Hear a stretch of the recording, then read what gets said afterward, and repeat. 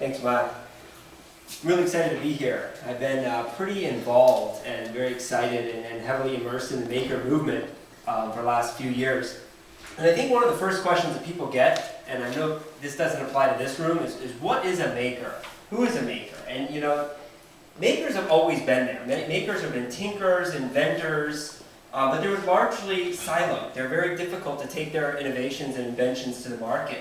And the movement has really only been in the last 5 or 10 years. Kind of the first start of it, interestingly enough, was the guys who kind of coined the term Web 2.0 saw this trend. That's Tim O'Reilly and Dale Doherty. They came up with that Web 2.0 trend, but they saw something else. They saw this maker movement, and they gave it a name, and they gave it a place, and they gave it a magazine, and they gave it a maker fair. And a lot of things have come out of it. So it's kind of funny how interconnected you'll see this sphere really is on the organizations and people involved in the community. It's a very exciting time. It's a very kind of tight-knit community. And so it's interesting. I'll just talk for a brief minute about factors driving the movement. Mart talks about this, but the internet is primarily a major driver. Access to consumers, being able to connect with people. Digital fabrication tools and access to tools is very important. That's the other one.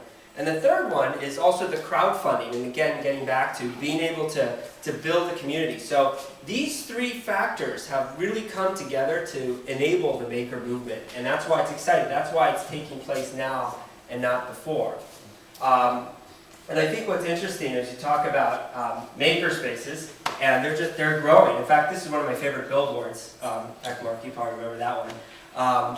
And they're just popping up everywhere. In fact, there's interesting, this is NYC Resistor, and there's a guy right there, that Bree Pettis, that started MakerBot. So it's kind of fascinating, but it's exploding. And all forms of them, from more community-based hackerspaces to places that are commercial, have every kind of tool like TechShop. And that's how my story started. So this is kind of my story, how I got into the maker movement. Some friends and I were building a motorized bike, and we thought, let's do it.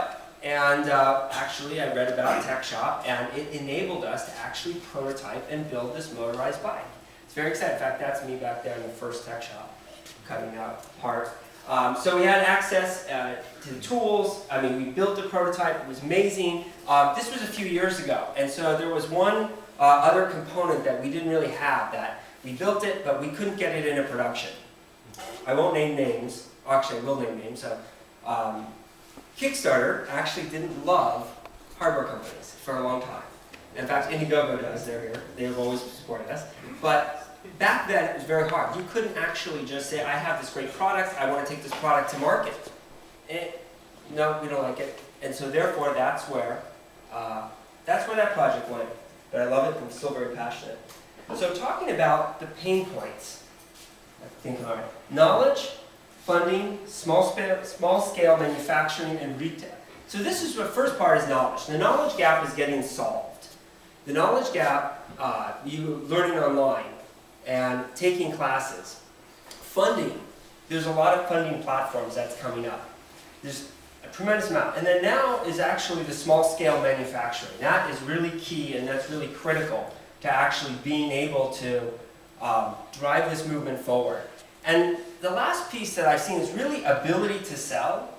I mean, we talk about crowdfunding that's building a community, but so much of products actually are bought in retail environments. Very small percentage. I mean, even though Amazon is growing radically, you still need an outlet. And so I see all these amazing places to, people are making stuff and can invent and innovate, but I don't see as well as outside of, in a physical world, because we're talking about physical products. And that's different than buying digital products. And so this is kind of the idea. This is what got me excited. I realized I'll tell you a little bit about MakerMart. So after Cali Cruiser, I actually went to work for TechShop, and very involved and excited with helping develop their corporate team building events. And I was at Maker Fair in 2012 when Dave Edgar spoke. And he said, I have a dream.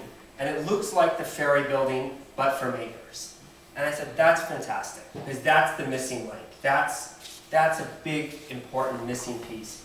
And the large-scale idea is to get a building and actually make it the mid-market Maker's Mart. The city got very excited about this, an actual large-scale facility where you can have a whole diverse set of makers. And again, building this as a community organization, but we have to change the economics of retail. And so that's what we started. And one of the first things I said, let's do a pop-up, let's do a prototype, typical maker shop, let's do a prototype, let's get that going. So we started this in 2013, and we did the Makers Mart, Makers at the Mint, where we rented the old Mint on 5th and Harrison. And so this was the archetype of kind of the long-term vision. And we had over 50 makers and artisans vending, 15 food vendors, and over 2,000 people came through. It was really an awesome experience. We really wanted to curate all of the different pieces about helping makers get access to the public, and it's all about the iconic venue. So the mission of Maker Mart is giving makers and artisans an access to high-quality retail. Because again, when you're talking about physical products, people like to touch it, feel it, hold it, they want to see it. And again, there are so many amazing products that people make, but if you sell it on the street, it just sometimes doesn't do it justice. And so that's kind of the mission, and that's what we've started. Very excited about where we're going, and talking a little bit about the short term, midterm, and long term. So this was the short term.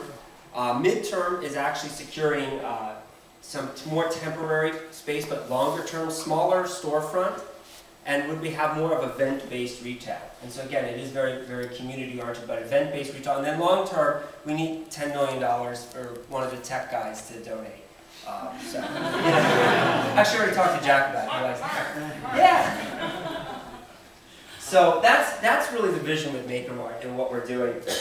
And talking about kind of the future. And so it's very exciting what's going on in the maker movement. The ecosystem, there's so many kind of pieces and platforms coming together.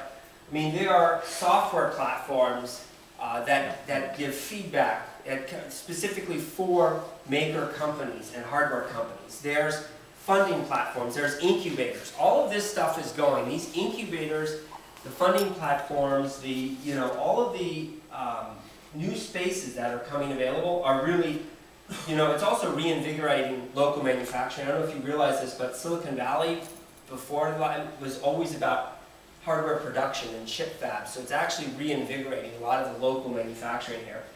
My vision for the future, again, is very much with makers our build it together culture. It's a unique culture. It's very open source. There's a lot of very exciting open source projects, and that's very much part of it. So anyway, my email is Erik Katz. And again, thank you, and I'd be happy to answer any questions.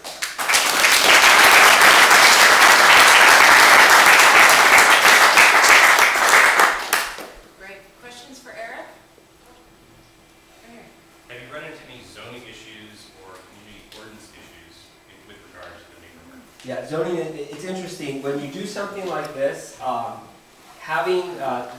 all about if the government wants to help you or get in the way, and they love this idea. This is economic development. It helps the arts. So they actually kind of try to help parties seize despite their best effort. So yeah, you want to get them on your side for sure. In the back, Barbara. As you envision a set of 50 of these artisans in this space, there are, with all of the good work of the TechShop and everything else, a lot more than 50. Do you see these rotating through? And if so, what do you see to be a means to continue that visibility to those first wave of 50? Absolutely. I think Maker's Mart can be a great vehicle to help get exposure to artisans and rotating through as well. But I also think it's a means for people to collaborate together. The problem with the current way everybody that sells their stuff is it's booth by booth, one-to-one.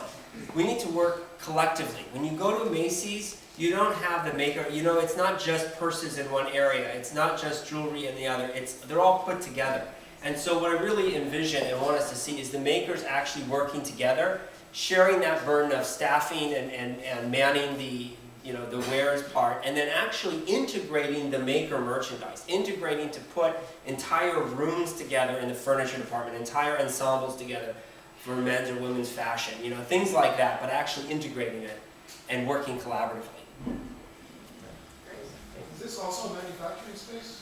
So it's interesting you said that. Part of the vision when I refined the Maker Mart was actually having small micro-scale manufacturing. So if we got a building like this old Hibernia Bank building, downstairs we'd love to have the micro-scale manufacturing.